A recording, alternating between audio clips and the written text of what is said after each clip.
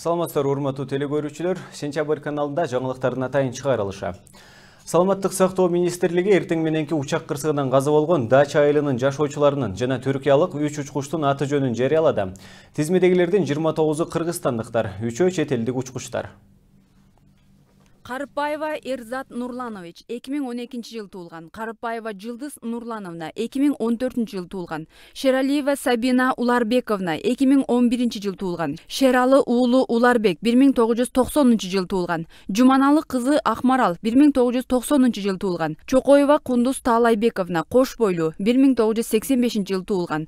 Осмонов Санжарбек Абдуманапович 1982 жыл туулган. Шералиева Айдай 2 жашта. Шаршенбеков Руслан Нурланович 2011 жыл туулган. Исакова Гүлжан Муратбековна 1980 жыл туулган. Солтокенова Мариям Анарбековна 2009 жыл туулган. Кожоналиева Наргиза Эсенгуловна кош бойлуу 1988 жыл туулган. Солтокенов Айбек Анарбекович 1988 жыл туулган. Солтокенова Фарида Алмазбековна 1969 жыл туулган.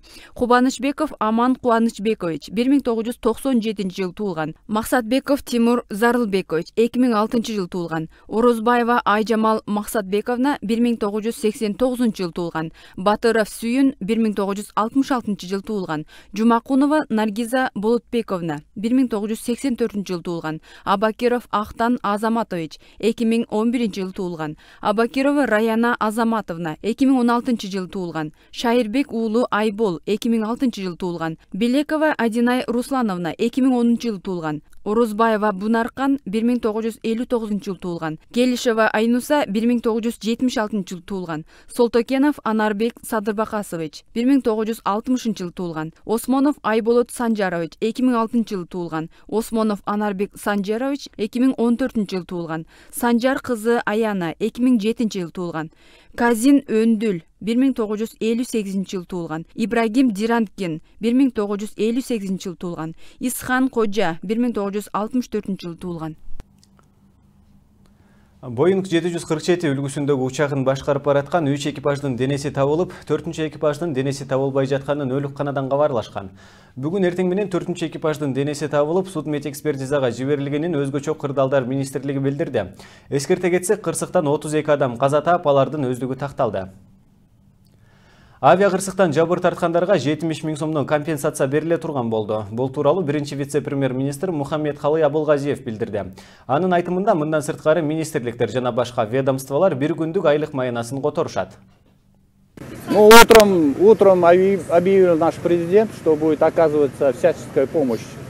Для начала по 100 000 сом в каждой семье. Эми азыр компенсация боюнча сөзсүз барлыгы жардам беребиз. Мынакей министрликтер, азыр мынакей билим билүү министрлиги, транспорт жол министрлиги, аэропорт жана башка министрликтер өзлөрүнүн бир күндүк айлыктарын баары которобуз деп бизден жардам берүү боюнча өзлөрүнүн көңүлдөрүн айтып атышат.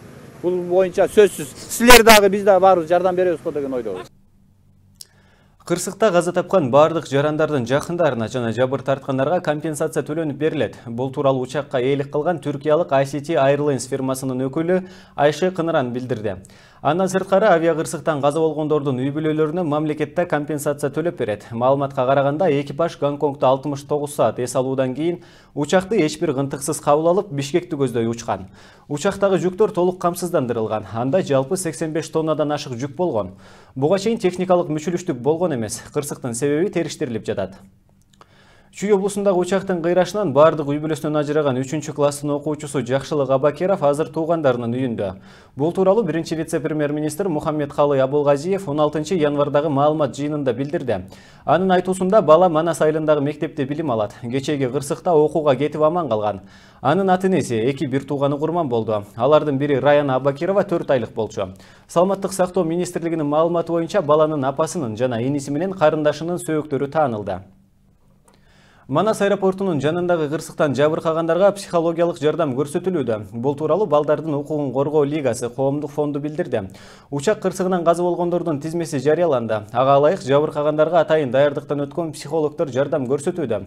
Эгерде психологдордун жардамы керек болсо 0772 39 84 74 0312 66 25 87 телефондор аркылуу кайрылышта болот.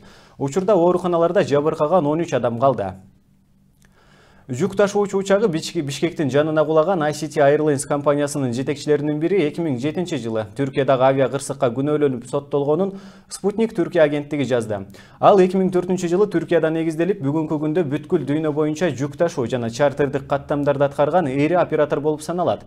Негиздөөчүлөрү жана ээлери түрк авиациясынын ардагери Далар Чизмеджи менен уулу Явуз Чизмеджи. 2007 жылдын 30 ноябрында Түркиянын Испарта шаарындагы аэропортунун жанында Стамбул-Испарта каттамы менен учуп бараткан учак кыйраган. Ичиндеги 49 жүргүнчү менен 7 экипаж мүчөлөрү бар эле. Кырсыктан эч ким аман калган эмес. А кезде учакты ижарага ICT Airlines компаниясынын директору Явуз Чизмеджи алганы аныкталган. Азыр аталган компаниянын ээси анын атасы Далар Чизмеджи. Соттук териштирүүлөрдүн жыйынтыгында кырсыкка Явуз Чизмеджи күнөөлүү деп табылып, 11 жыл 8 айга эркинен ажыратылган. Boeing 747-400 самолету тиешелүү болгон авиакомпания билдирүү таратты. Анда самолет бардык техникалык кароолордон өткөнү, эч кандай көйгөйлөр болбогону айтылат. Ал эми учкучтар Гонконг шаарында 69 саат бою эс алып, 6 сааттык учуу үчүн учакты кабыл алышканы жазылган. Учурда компаниянын эки кызматкери кыргызстандык кесиптештери менен бирге кыйроонун себептерин аныктоодо.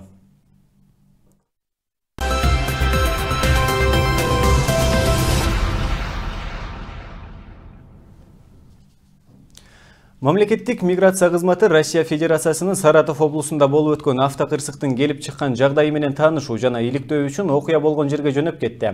Алынган маалыматка ылайык эки жарандын Молдошов Айдарбек жана Касымова Жазгул аттуу туугандары каза тапкандарды таанып билүү үчүн Саратовго учуп кетишти. Жүк 200 боюнча тиешелүү иштер жүргүзүлүп жатат. Бишкек шаарындагы Октябрь райондук сотуна бомба коюлду деген жалган маалымат берген телефон террорчусу кармалганын УКМК билдирди. Эске салсак, 16 январда түштөн кийин милицияга белгисиз жаран телефон чалып, жардыруучу түзүлүш сот имаратынын арткы эшиги жакка коюлганын айткан. Имараттагы кишилер сыртка чыгарылган. Окуя болгон жерге келген УКМК менен Ички иштер министрлигинин кызматкерлери аймакты тыкыр издеп, эч кандай жардыруучу затты тапкан эмес.